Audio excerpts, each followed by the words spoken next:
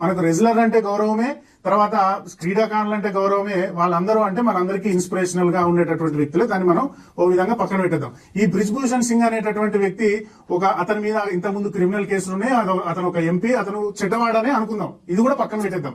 మనకు ఈ రెండు విషయాలతోని సాధారణ మానవుడికి గాని సాధారణ ప్రజలకు గాని ఏ విధమైనటువంటి సంబంధము లేదు.